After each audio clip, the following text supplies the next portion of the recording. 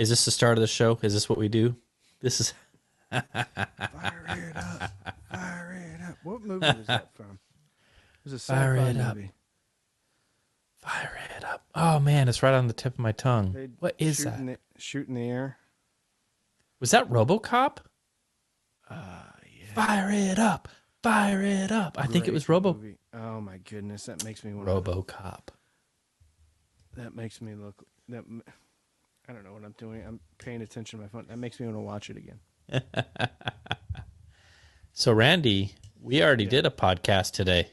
Yeah, we forgot to connect our cameras, our microphones, and lots of technical difficulties. Oh. It's not the first time that's happened to me, Ron. I shot one time. I shot an entire video 3 times. Oh, well, that's always fun. It was my Denon PMA 600NE video. It was done on a Saturday. The Yeah. kids kept coming in, and actually turned out like doing it two times in a row to practice actually turned out pretty good. Well, that's fantastic. You got a little vintage lens there? Yeah, I'm seeing if I can actually focus it. See if I can see through it. I love this lens. It's just a little bit too tight to do my filming on, and I have a tendency to move around a lot. Yeah. So I don't think it would focus very well. Yeah, you do a lot of this gesture. I'm trying to slowly like mimic you to where I can eventually do like a cheap man rip-off video. I'm just going to act like you, but I won't be as handsome or as strong. You've got broad shoulders. I'll get some shoulder pads, and then... Can you do the thing where you shake your pectoral muscles? Oh, yeah. I mean, that's how you do it, right? That's it. God, That's... I can't even do it anymore. My daughters are like, "Make your boobies move, Daddy." Make your boobies move. No, they get a big kick out of it. I think it's funny. Oh, my goodness sakes. All right. Well, we're off to a good start. I mean... Oh, yeah. Hey, guys. This is podcast gold.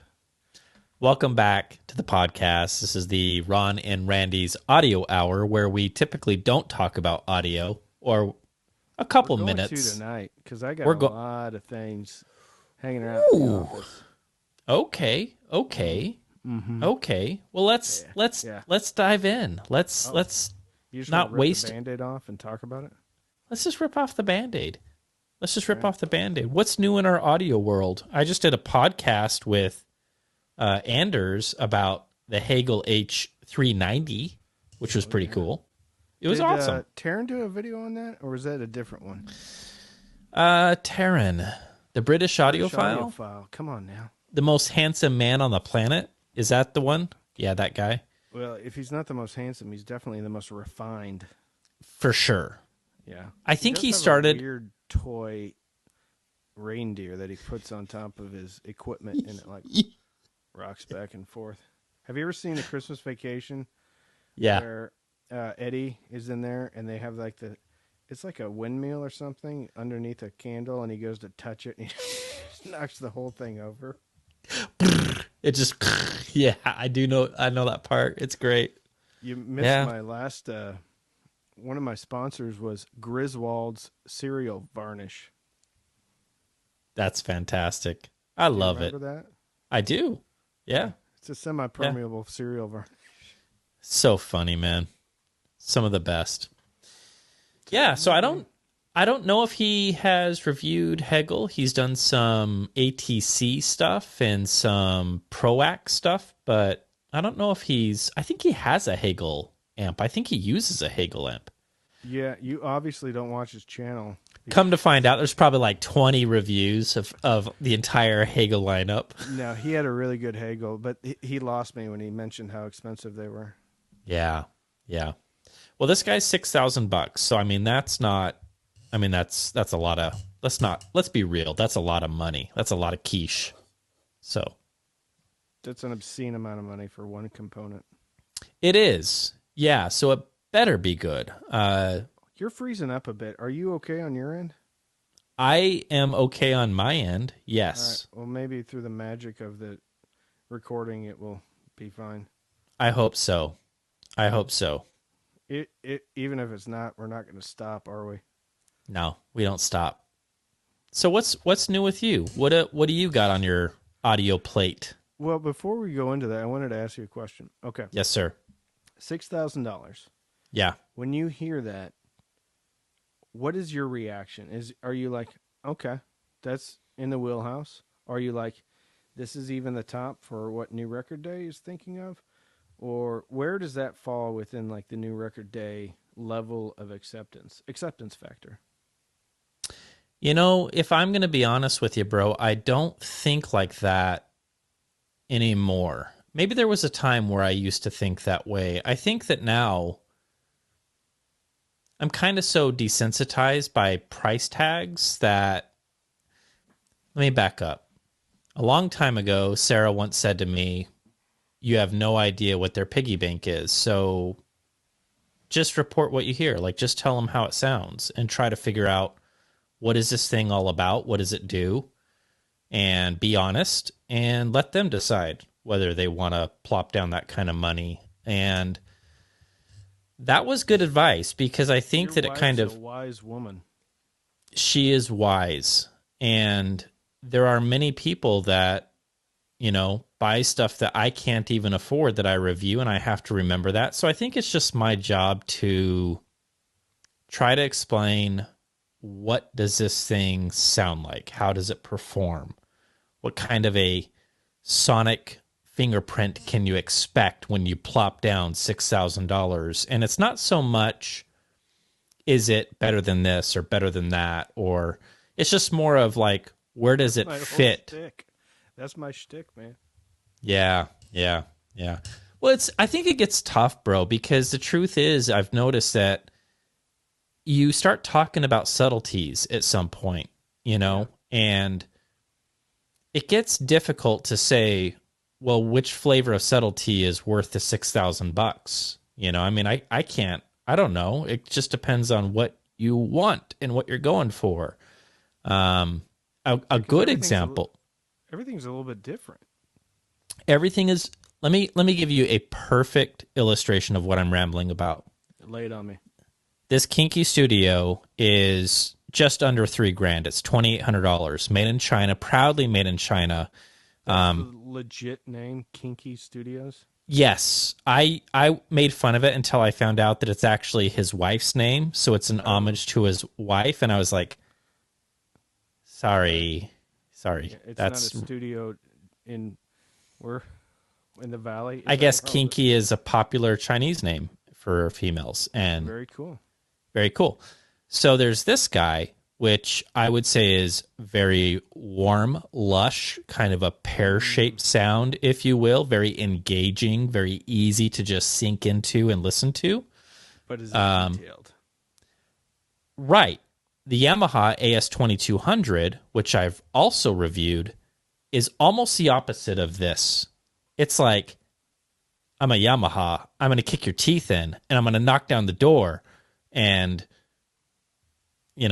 have fun and Who else does that? eat all your Cheetos. And I don't care. You cry, and I'll throw a box of Kleenex at your head because I know how to rock, and I'm out. That's what a Yamaha does. It's a different experience. The Anthem Integrated 225 does the same thing. Yeah.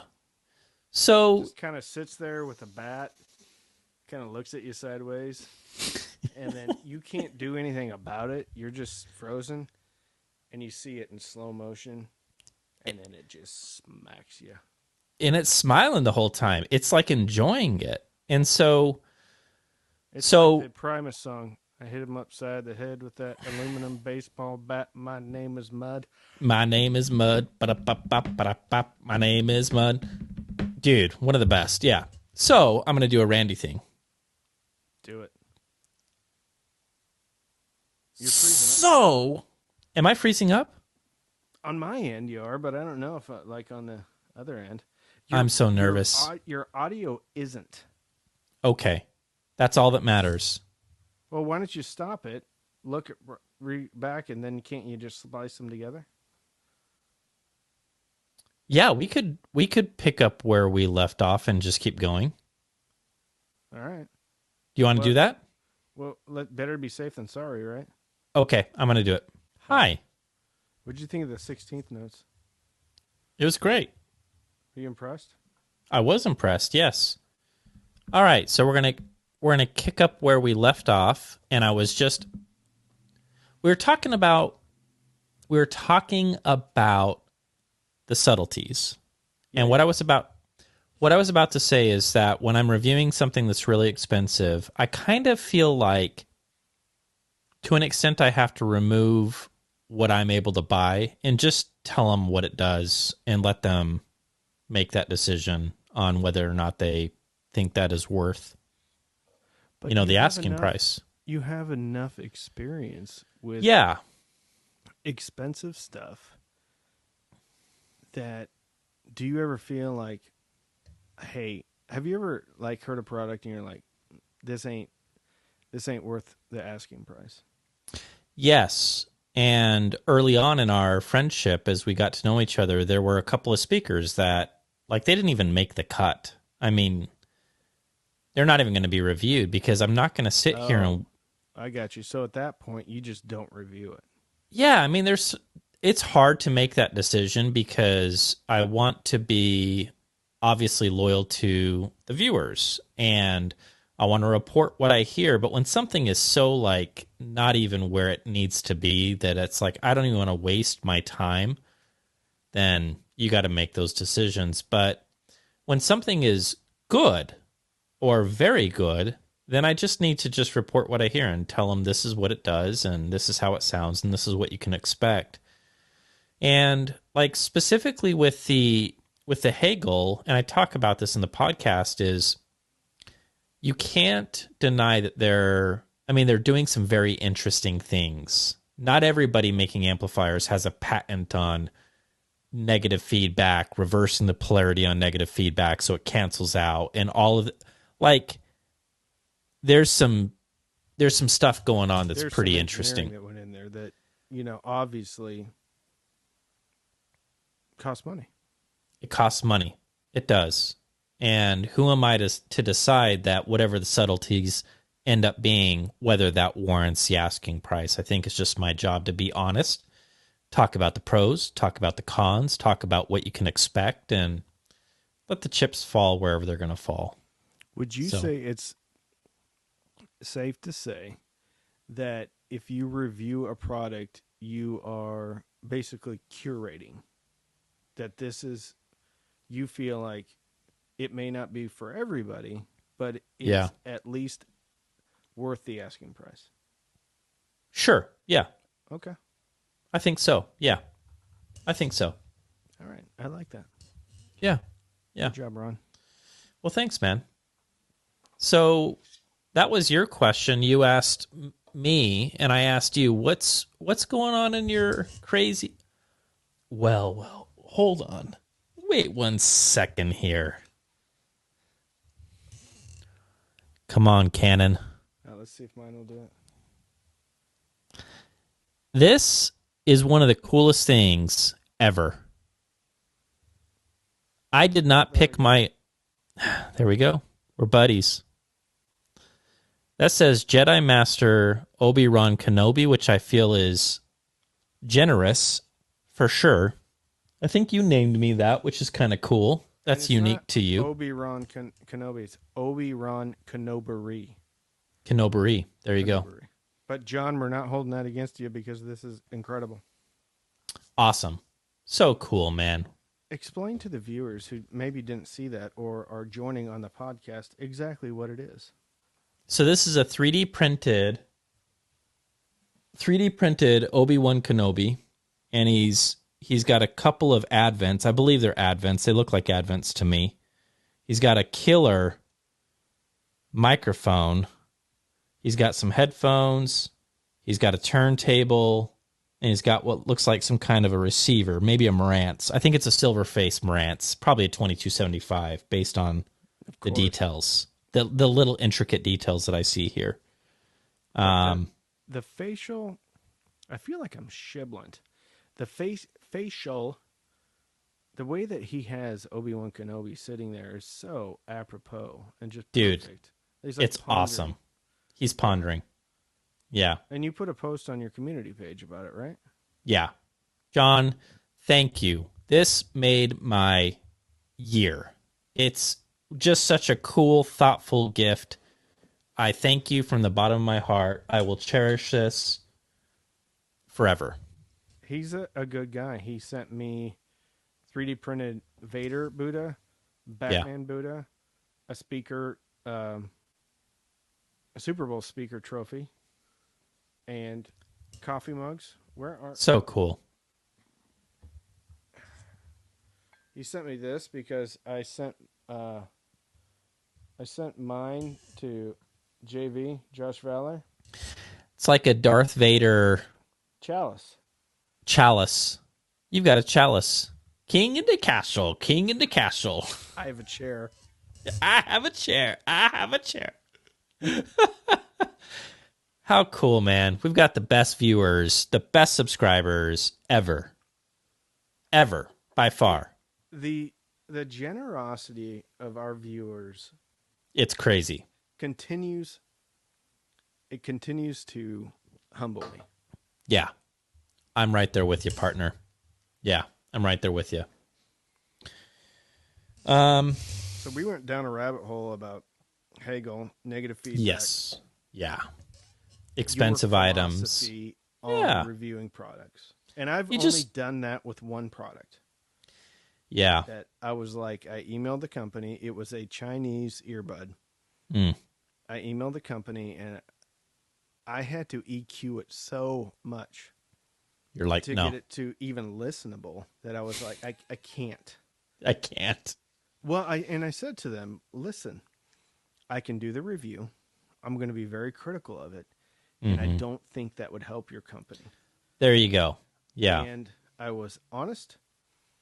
I have used those wireless earbuds again.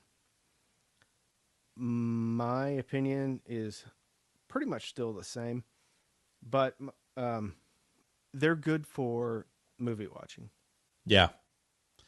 One of the things that I do when I have to send something back, and it's happened less than 5 times in the 7-8 years that I've been doing this. So yeah, definitely less than 5 times.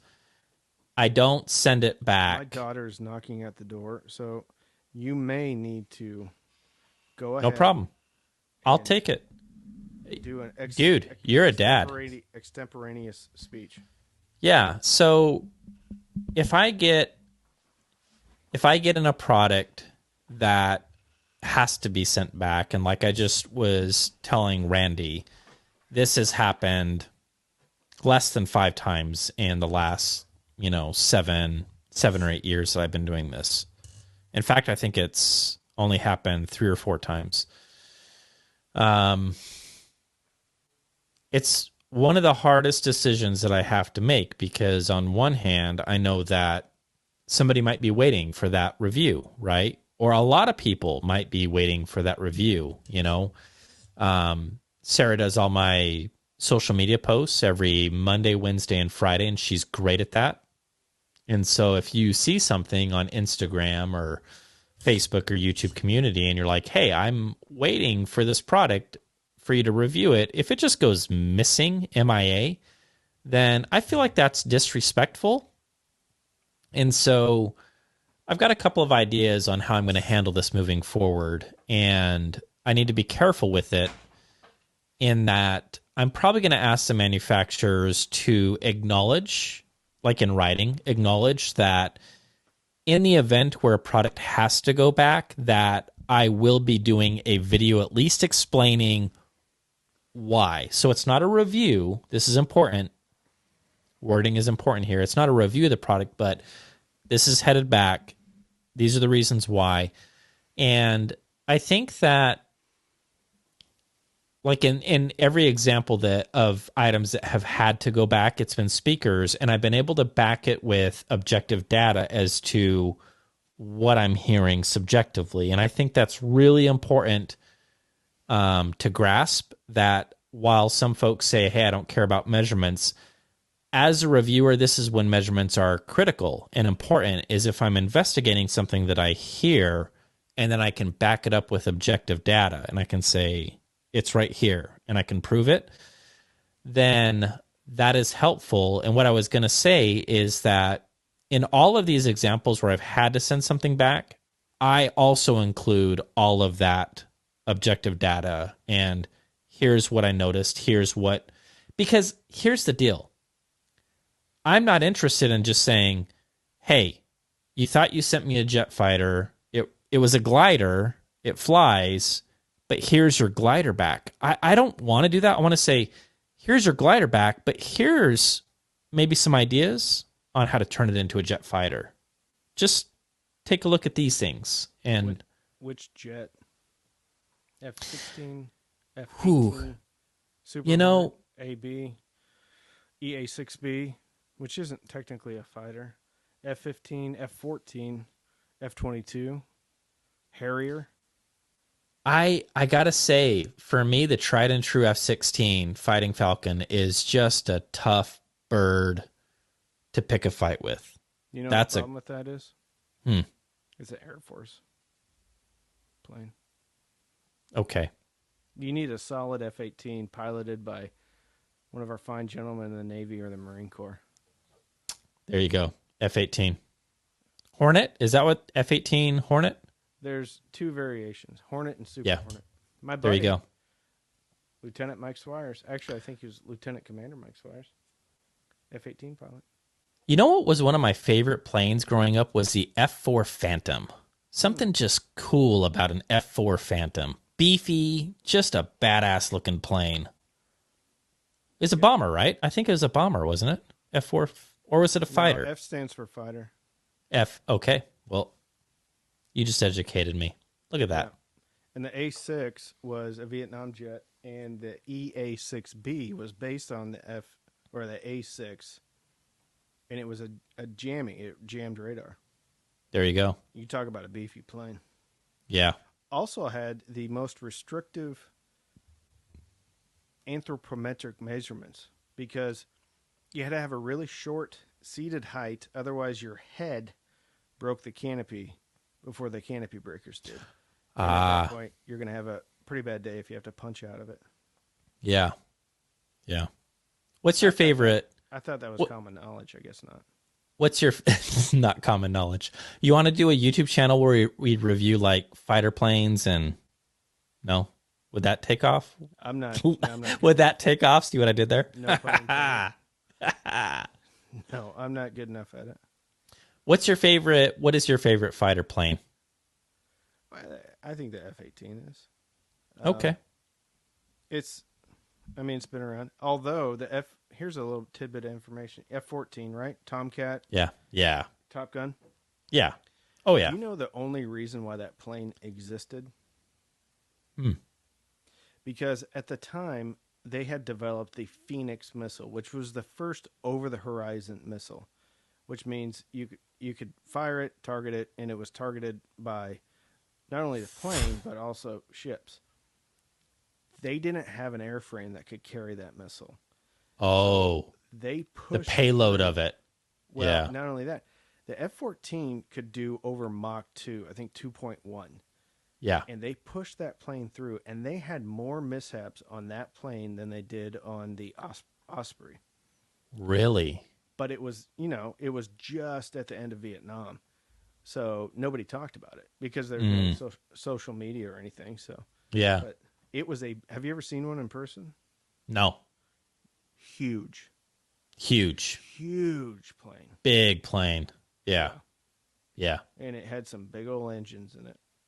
It'd be like meeting Joshua Valor for the first time. I'd be like, oh, well, okay then. I get it. He's an imposing man. He's an imposing man. He's a lumberjack. Yeah. I don't think that's right. DNA of Vikings. I'm pretty sure DNA of Vikings. And he reviews headphones, which is so dumb. Ugh. Headphones. Come on, man. No, it's not. I like headphones. I like headphones. What's funny is I really enjoy headphones now. Yeah. I enjoy music through headphones. I enjoy the experience and the music of Yeah. speakers. Yeah. Yeah. I I'm just right there don't with think you. headphones cut it for the immersive experience. I want to talk about a headphone amplifier that you just recently reviewed because we had Randy and I talk quite often, almost every day. And Except when you're making your yard into a Japanese water garden. I've been gardening a lot, Randy, and I'm really proud of it, man. Got a dump truck full of 3 cubic yards full of topsoil. We got a half ton of fertilizer from Tempe today for $30. And I Was it fertilizer or was it topsoil or mulch? tops I don't see I'm not a great gardener. I don't know. If you Topsoil? got a half ton of fertilizer, the neighbors are going to be. Okay. It's topsoil. Compost. Topsoil? Yeah. Yeah. Yeah. In any event, we are gardening. We're building a garden. Very good. Yeah. Did I don't get know you what off track. yeah, you derailed my choo-choo train. What were we Sorry. talking about? I don't know. Oh, I got a so bunch of stuff in. Randy and I talk almost every day, and he did this awesome review of this little headphone amplifier that has a tube in it, 2. and he did a great job. 2 tubes. Okay, 2 tubes in it, $100, I left out a key piece of information on there. That and it's actually- hilarious. Dude, I love you so much because you're just like, hey, bro, I think this is one of my best. It's like tight, it's clean, it's concise, 8 minutes. And I watched the whole damn thing. And then, like, as I'm watching it, you text me and you're like, I forgot the most important part. Yeah. It was the immersive experience. So let's fix the review. So what did you leave out of this little, and what is the brand of that little guy? What is that cute little dude? X Duo. X Duo. And I would pull it out right now, but I finally organized my desk and it's pushed back. Don't do it. And Don't it's do hooked it. up. Don't do it. Tell us about the X Duo. Go. So the X Duo is a 1.3 watt, very powerful. It has a tube buffer front end and a Class A transistor back end. Okay? Does that make sense? Am I saying that right? Mm-hmm. Okay. Sure. I'll go with it. Sure. So on the front, it has a regular 3.5 mil, and then it's got the big one. What is that? 6 millimeter? I can't remember what the big one is. The regular, I always say quarter inch. fine, quarter inch. One volume knob, no gain controls. Mm-hmm. Can be used as a preamp as well. So I'm listening to it, and I'm comparing it to the THX AAA1 by Drop. Yeah. And the Lox G P20, also tube hybrid, so tube front end and How much are those 2 amps? Are they more expensive or? Yeah, so the THX is $199. Okay. And I think there was a discount. There still may be a discount because it hasn't been like released yet. So I actually have a prototype, but all the functionality is the same as what's going to come out. Okay. And the Lox G, so that's $199, I believe. The Lox G is also $99. Now the Lox G is balanced in and balanced out, and it's a true balanced, but no preamp outs. Anyway, so the THX obviously very clean. Mm-hmm. The P20 is more what you would consider a kind of typical tube, warmer, paired with really detailed headphones. It's going to be it's a lot more lush experience. Mm-hmm.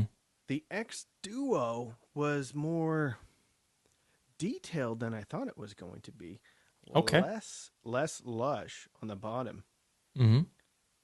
But what I noticed going back and forth, and I'm going back and forth on all 3 of these, and the sound staging, the air, the feeling of space on the X Duo was undeniable compared to the other 2. The other 2 I felt like were giving me sound.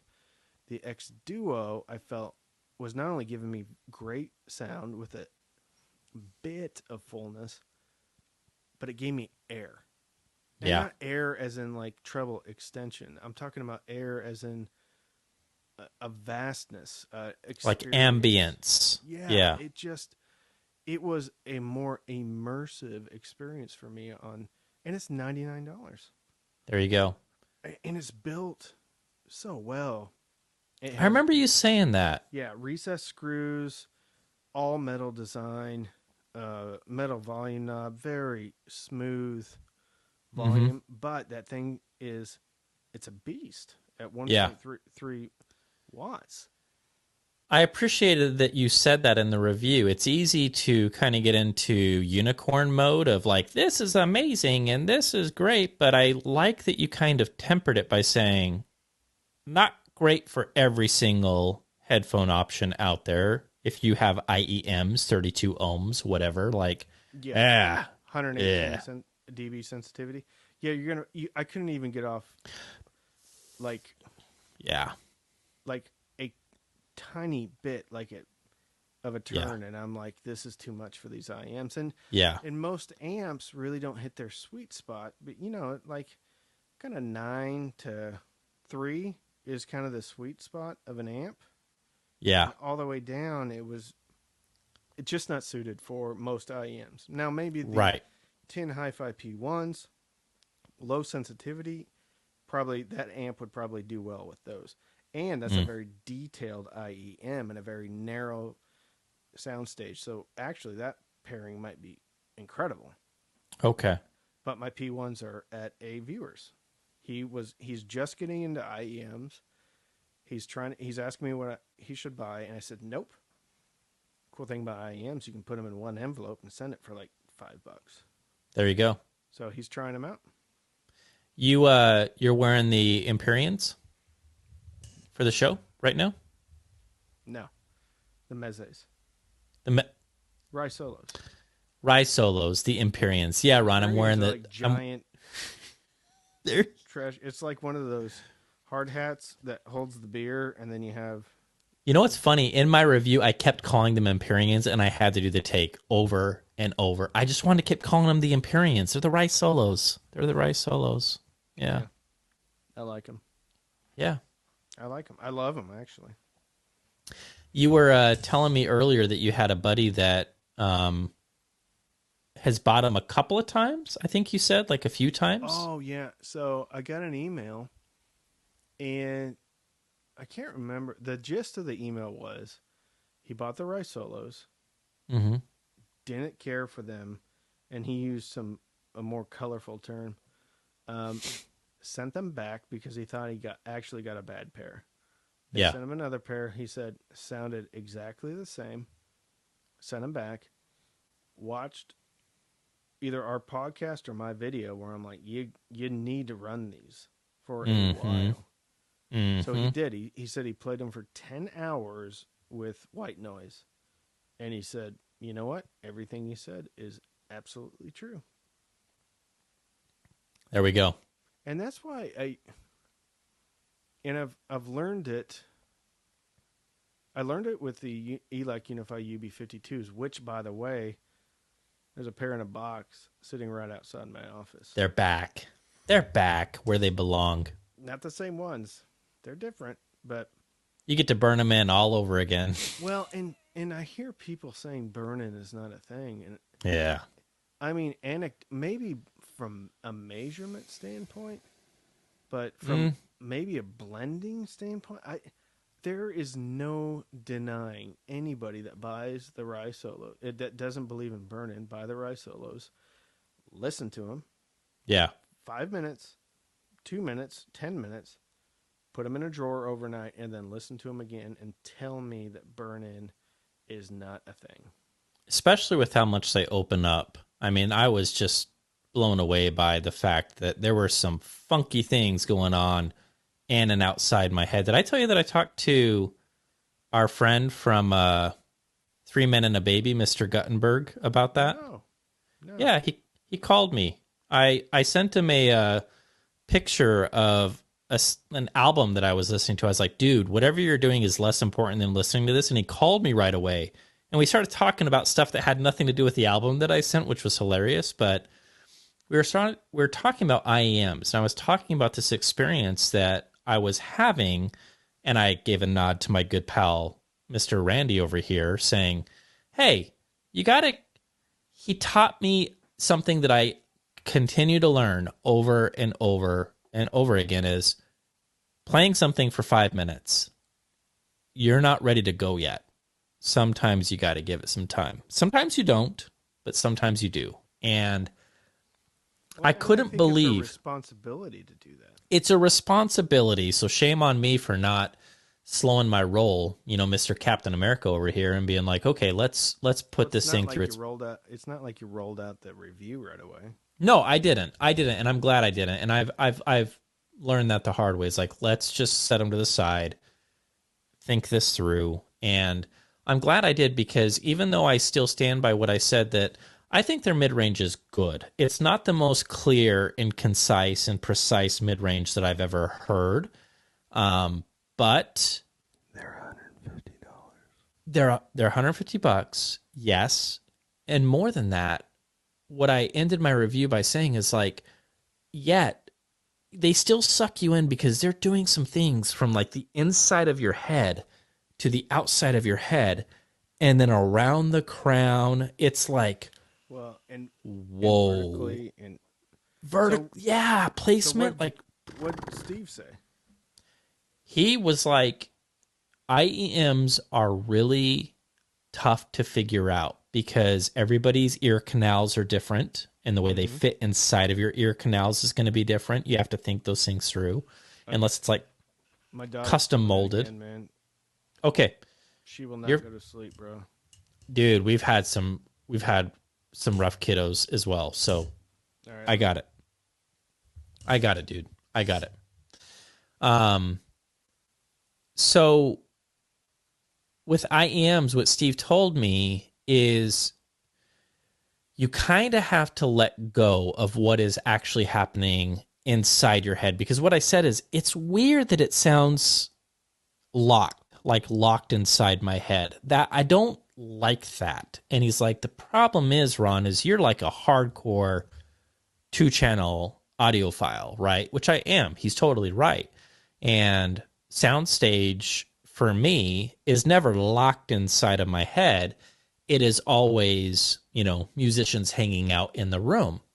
And he said, with an IEM specifically, or any great headphone, he said you need to change your perspective as to what you're listening to in terms of soundstage. And what he said was beautiful. He said, you have to remember that it's from the perspective from the microphone to whatever is being recorded.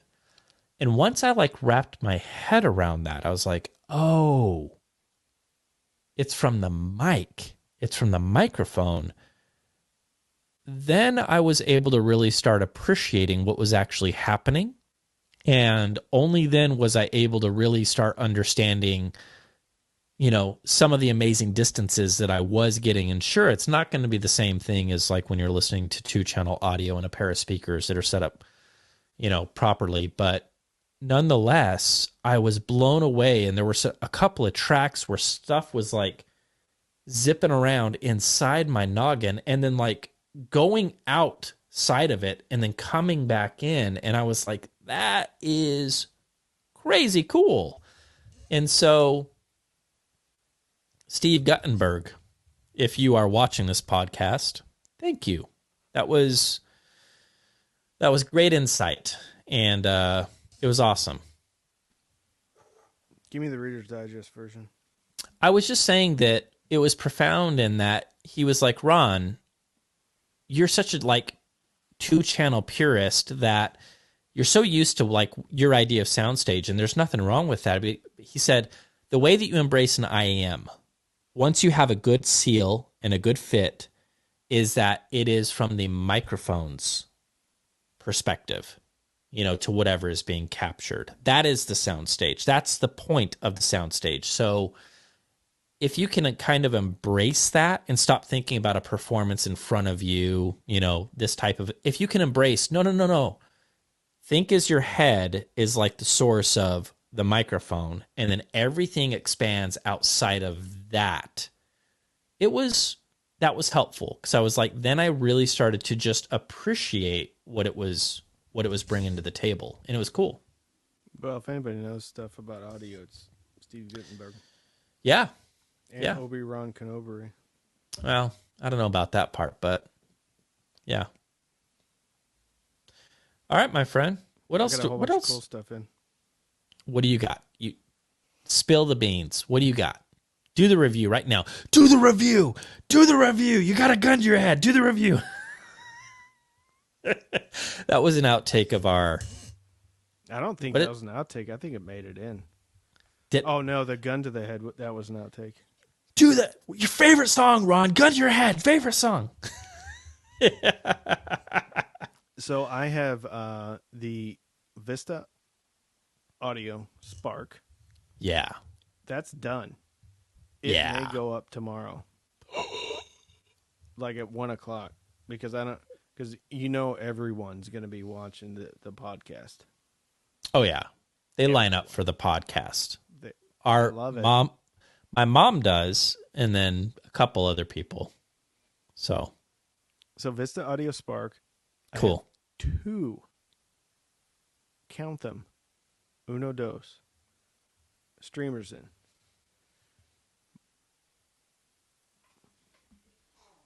Orchard Audio. Pecan Pie. That's awesome. Yeah. Yeah, I just That's figured it awesome. out too. I actually had to. This guy cares so much about it that the Wi-Fi, he told me, affects the sound. He took it out, Ethernet only. It has his own DAC in it. Oh yeah, look at that monoblock. This Yeah. video, this podcast is not sponsored by Orchard Orchard Audio. Audio. No, I think I had to email him. I'm like, I'm not trying to be rude, but please Yeah. take me through what the value is. Yeah. He sent me charts about his measurements and how it measures. It has one of the biggest dynamic range ratings for DACs, like in the thousands of dollars range. Oh, really? Yeah, so he's telling me that it's got a headphone. It's got balanced outs. He sends you basically a, I don't know, connector. It's RCA's into a single jack so that you can use this as a headphone amp as well. Hmm. It's got a volume pot, so technically you can use it as a preamp. And then it runs whatever Pi streaming, OS that you want. So I chose Volumio because I've used that before. Yeah. Anyway, it sounds pretty special. That's great. That's awesome. Yeah. Very cool. That's not the review. I'm going to go through the review more. Hopefully. Anyway. So I got the Blue Sound Node 2i in, sent from a reviewer, Brock, my buddy. What? You didn't tell me you got the blue. What? I forgot That's cool. to tell you. It showed up today. Looking forward to it. I think that is probably the most primetime ready streamer out there. And NAD puts that Blue Sound basically operating system into a lot of their integrateds. Now they are kind of above what my channel concentrates on. Yeah. So totally looking forward to that. 2 streamers in. I have a Fozzy Audio amp in. I have the Lox G little triangle amp coming in. I have a SMSL amp coming in. I have a new pair of IEMs. Very, very good. I'm not going to tell you what they are. Okay. I have, I think, 3 sets of speakers coming in. And this is all stuff I bought. This is not stuff that, was sent to me. I had, what are they? OSS audio? We talked about it. CSS audio. CSS audio. Creative. Mm-hmm. Yeah. Creative Sound Labs or something like that. Yeah. So Creative we Sound talked, Solutions. and I think they've sent you a finished speaker. They did. Yep. Mm-hmm. And what does that go for? Crichton 2 TD, it was like $5,000. I mean, it was up No, it's there. not that, like 2,500, right? Let's fact check. All Let's right. do it. Well, the Well, bottom you keep line talking. is, I'll check. I'll check. well, he's like, I can send you a finished speaker or I can send you the kit. Okay. And I'm like thinking this, what my channel stands for, and kind of the, I don't know, the guidelines that of the products. So I'm like, send me the kit, because Yeah. there's no way. I'm not going to say my viewers couldn't afford. Some of them probably can. Most of them probably can. But I'm like, no.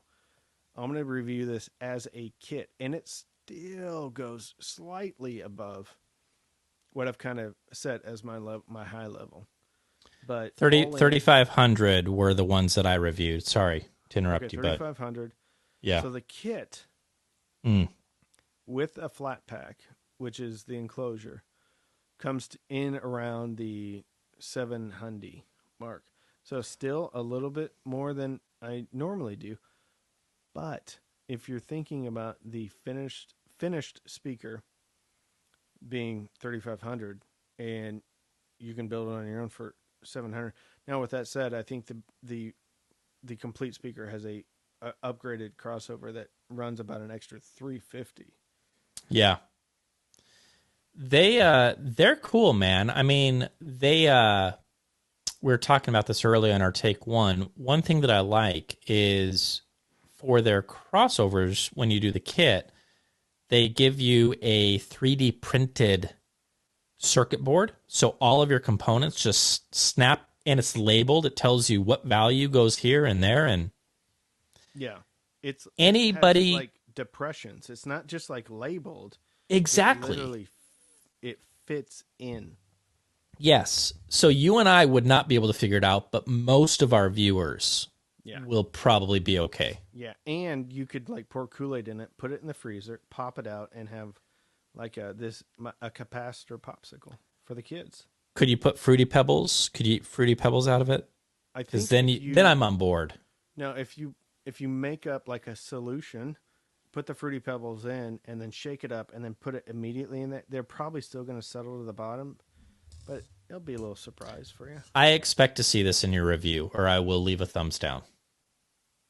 Me making popsicles out of the Absolutely. 3D printed board. Yes, sure. I will not. I would never do that to you. Thumbs downs are the worst. I hate thumbs downs. Yeah. It's a reality. It comes with the territory when you're two handsome guys talking about hi-fi. Believe it or not everybody likes me.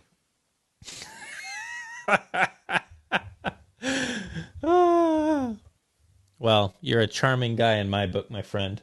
All right, what else do we got? What else are we going to talk about? Oh, I just did a Yamo S803 review. Ooh, the Yamo. Did you watch that one? Probably. I did not. I did not have a chance. I've been doing a lot of gardening. Yeah, good speaker. I like it. Okay. Not necessarily what I would consider like super audiophile, Okay. but it's fun. It's Okay. affordable, very affordable. Okay. Like $180. Built well, front ported. U-shaped sound. Yeah. Yeah. Mids are recessed. The bass is a bit like not super A little bit textured. baked. Okay. It's bumped. Fine. It doesn't have great bass extension, but they sell the 5-channel kit, like 2 fronts, a center, and 2 smaller rears for $230. So come on. Well, I mean, you're not going to get like, but for what it is and for what people, like I think people coming into the hobby, I think that, I'll put it to you this way. It is the best sounding, what I would consider home theater kits in a box. Okay. And the smaller surrounds, I was listening to those today. They're remarkable. Yeah. Great waveguide, great imaging, great soundstage, pleasing highs without being fatiguing. Soft dome tweeter. Soft dome tweeter, yeah. And Yamo is part of the Klipsch group, Oh, and it's better than Klipsch in that price. Like the R series, better. better than it. Okay. Better. And not by Well, then an there you go. insignificant amount. It torches It's a the step up. R51. It's a step up. Okay. Good to Yeah. know, dude. Handsome speakers too. I mean, they're good looking. they're good looking. You know. And they have on the top. They have 4 pins. You can put an Atmos module on there. It wires in Oh. right above That's cool. its own binding post. Wow. Great speaker. I was really impressed with it. Yeah, that's awesome, dude. Well, I like from it. the fine folks from Clips. Clips being eclipsed. Also have RB42, the infamous Mica RB42. What? The Micas, the little RB42s. Everybody loves the RB42s. Yeah.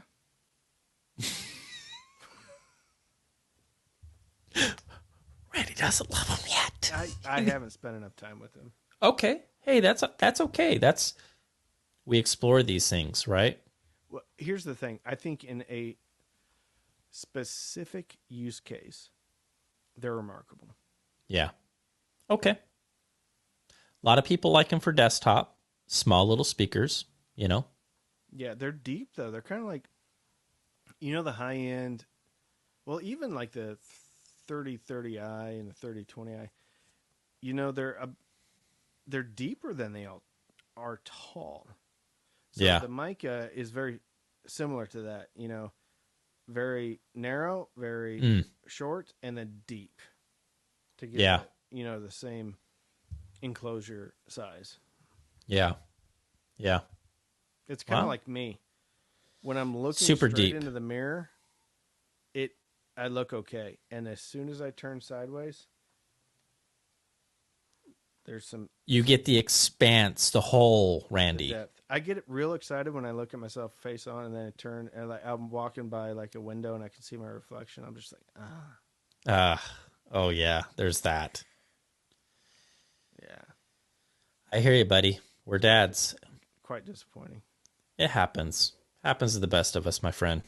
Yeah, well, when you wake up and you grab some delicious Little Debbie's cosmic brownies and you slather some Nutella on top of it, things aren't. What did you think was going to happen? Yeah. I'm like, I don't care. I'm so tired. The kids. Yeah. Eat a whole box of Fruity Pebbles. That's plate of cinnamon rolls and some. Yeah. A pack of Pall Malls and a pot of coffee. Yes. Real good breakfast. Yes. I'm kidding. Yes. No.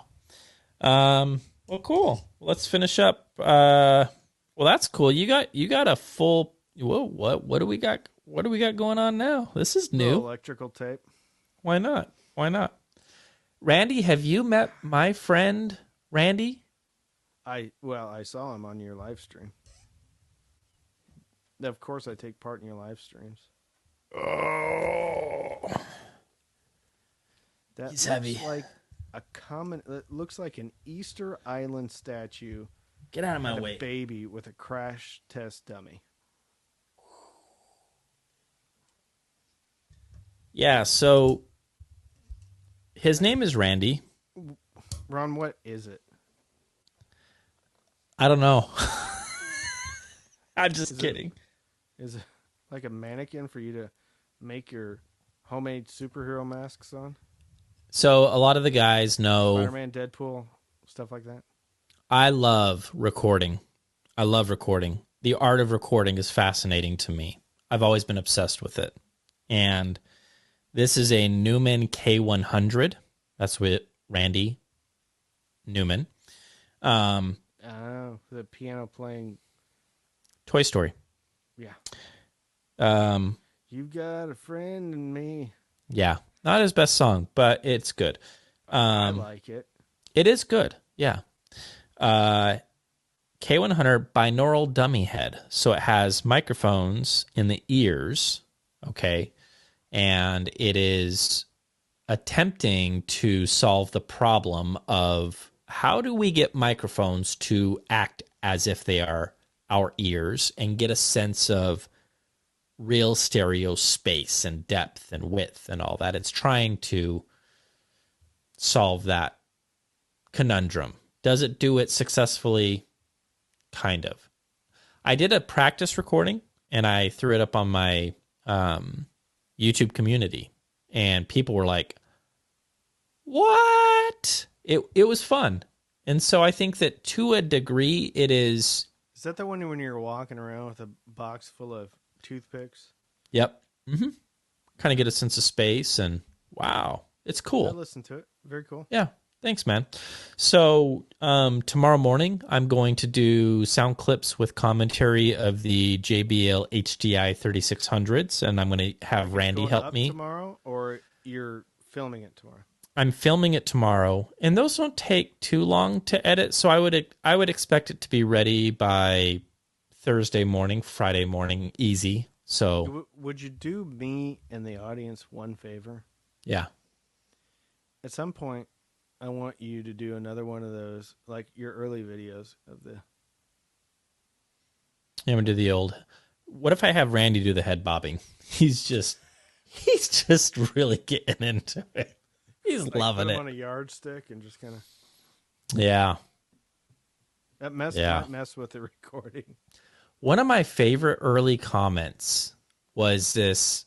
We're not going to do mean comments tonight, but one of my favorite early comments was this guy that got so critical of one of my early videos, and he's like, "I can just tell by your lack of enthusiasm as you're bobbing your head that you really don't even like what it is that you're listening to." And I'm sitting there thinking, I'm like, at the time that I recorded that, my stereo wasn't even turned on. Like, I'm just trying to act it out, man. I'm not even listening to music. I'm just playing the game of trying to tell a story, bro. Like, and then I blocked DMX for a couple of years, and then I was like, okay, we can be friends now. Doug's new video of all that, dude, at the beginning. I gotta say, he's gifted. He's very talented, and I'm not taking away from you. Yeah, Doug's stuff was like the beginning of a movie. Your stuff is like almost like a B movie. Yeah. No. Your stuff is like an instructional Discovery Channel, professionally done. Thank you. Discovery Channel, and it's a teaching moment. Doug's on that one was more that brilliance. Oh, it sucked me in. Brilliance in different ways. I completely agree with you about Douglas and his work. Well, just take the compliment, Ron, and say thank you. I'll take the compliment. Thank you. I appreciate it. Your stuff. I will tell you what. When I first started the channel, I watched you. I watched Steve Gutenberg, Zeos, DMS, Joe and Tell, all those guys. And I'm looking at the lighting. Oh, Andrew Robinson. Yeah. And like I tried to be that way. And at some point I'm just like, it didn't feel natural. I just didn't feel like me. And I'm like, you know what? I'm leaning into me. Yeah. And if it works, and I was totally like, you know what? I'm going to let the YouTube people decide. If they like me, fine. If they don't, then I shouldn't do this anymore. Yeah. Yeah. I'm glad you made that decision. We all bring something to the table. We all have a gift, in a different way to communicate things to the audience. And a USB-C cable to the table. There you go. USB-C. Yeah. No, I got a little teary with that video, man, because I love that kid to death, and we talk to DMX all the time. He's such a sweetheart of a guy, and the way that he did this, just if you're just watching this and you haven't seen it, it's this beautiful intro with snow falling, different scenes. Drone shot in there too. Drone shot, snow, all pieced, and there's this piano playing, and it's really good. It's not like me and Randy playing the piano. No, it's like if you would put that like Netflix original movie Cinematic. intro, you would be like, oh yeah. And dude, it's genius the way that he did it because it's snow scene. You're sucked in, and then he flips it, and then you're staring into like a room, and he's at the piano playing. And I was like, I missed that part. yeah, he's playing. Yeah. Is he really playing the piano? Yeah, bro, that's what makes that so freaking insane is that it goes snow scenes. That part. Yeah, snow scene, and then it shifts, and then at the end of the snow scene, there's a short period where it ends snow, and he's at the piano, and he's played that piece. That's him. Oh, I'm like, well, that's even more impressive. I thought he was getting into his car or something. he was, but it's good. It's art, is what it is. It's art, and it's good art. Panda Watch. Yeah. Do you know what movie that's from? No. Ron Burgundy. Paul Rudd. Panda Watch. Panda Watch. That's right. How did I miss that? The panda's pregnant. That's right. And That's right. Big news. Yeah. Oh, dude. You go back and watch it again tonight. You won't miss it this time. And you're going to be like, that's my boy. I don't know if I have it in me. I'm telling you what, as soon as we're done with this, I'm uploading the Orchard Audio. No, Randy. The Vista Audio. Spark. Vista Audio. And I'm going to bed. Yeah. Yeah. And I think we're pretty much done here. Do we have anything else that we need to... Did we miss anything? We're at 51 minutes, plus the previous 10 minutes that I got to edit in here. I'm good. We're good, man. All right, guys. This podcast is available on all of your major platforms. That includes Spotify. That includes... We should do that at the beginning, considering that I don't know how many people actually make it to this point. My mom and 3 other people. Maybe DMS. Maybe, if we're lucky. I'm so proud of you, Ron. I'm so proud of you. Yeah. Might be a good idea. All right. You know who I finally told a member of my family I'm actually doing this is my brother. Oh, is that right? And he loves it. I mean, he doesn't know he doesn't know what an RCA cable is. So he's always like, hey man, can you come over and program my VCR? That's not too far off, but he's like blown away. Like, how do I get and he still has cable. I finally talked him into like YouTube TV, and he didn't. Oh. I'm like, you use your internet. There's an app, like your phone, your TV can do that too. What? And then you pay $50 a month instead of $200 a month. He's like, okay. So he tried it out, and he likes it now. That's great, dude. That's awesome. He doesn't know what an RCA cable is. He's brilliant, though. He's very successful. Well, he's not. Well, now he knows. Now he knows. You're a YouTube celebrity. 20,000, bro. Are you? You're at 20. No, I'm like at 16. Let's just check the facts. Let's see where you're at. I'm always watching. It's not 20,000. That's gonna be a big milestone for me. 20K. You should do like a really cool party and like a giveaway. I've totally lied to my audience because dude, you're at 16.6. You're at 17. You're right there. I gave away a pair of Klipsch R51Ms when I hit 1,000, and I was on vacation with my wife for our anniversary, and I was literally checking like the subscriber count every 10 minutes. Yeah, and we got to 1,000 a few days after I got back, like December 4th. I think I hit 1,000. Wow. And then people liked it. And then that's awesome. March, 3 months later, 16,000. You know what you should do if you're 20K?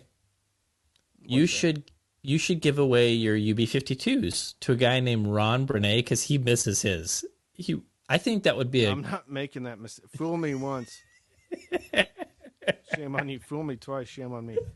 Andrew would be like, come on, guys. Really? You just No, keep giving them away. I'm putting a racing stripe on these. I'm branding these with a red hot iron that says Cam. Mine. Yeah. Yeah. Yeah. All right, buddy. I think we're done here.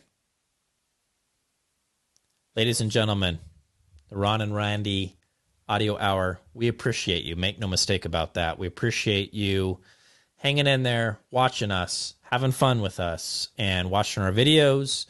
This podcast is available on all the platforms. Links are down below. You guys know. You guys know what to do.